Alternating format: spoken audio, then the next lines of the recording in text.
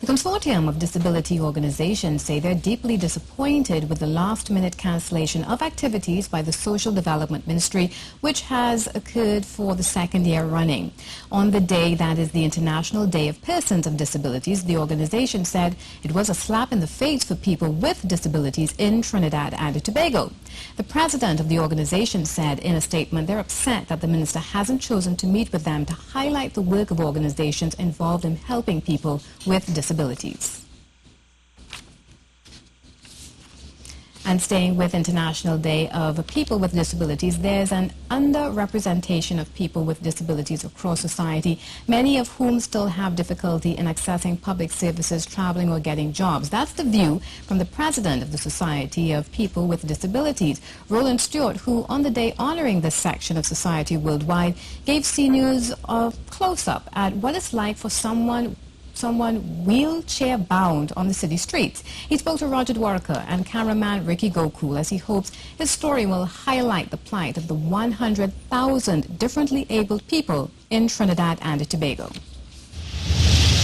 This is a story about a wheelchair-bound man trying to raise awareness for people with disabilities and the problems they face as he goes about his weekly shopping in the capital. So I'm about to cross I'm not about to get onto the road.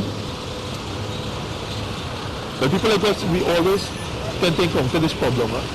Sometimes the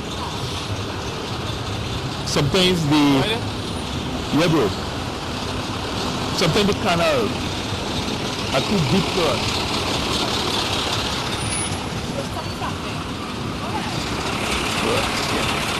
Ow! Roland Stewart has been paralyzed since age 15. This is a weekly journey for him. Although there are some pavements that cater for us, most of the pavements or some of the pavements don't really have any ramps for people like us to get to and from the places that we like to go. This is a main road in Port of Spain, and it's fraught with danger.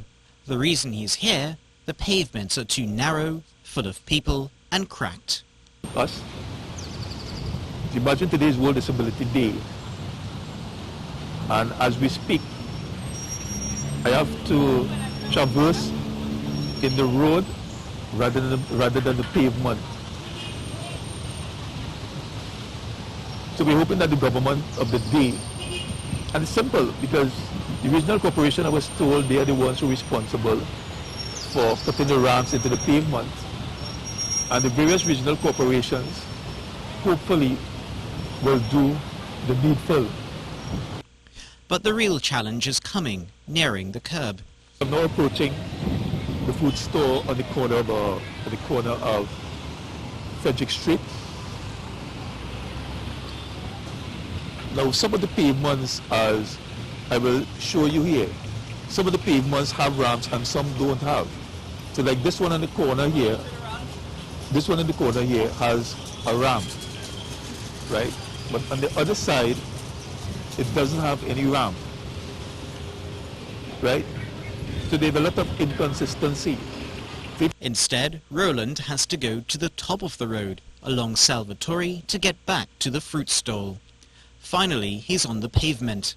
15 minutes later, and after negotiating the mid-morning heavy traffic. With Christmas shopping getting underway, it makes it equally difficult for people with disabilities to get around, like Roland. They not only have to negotiate hard pavements and tough roads, but they also have to negotiate their way through throngs of crowds.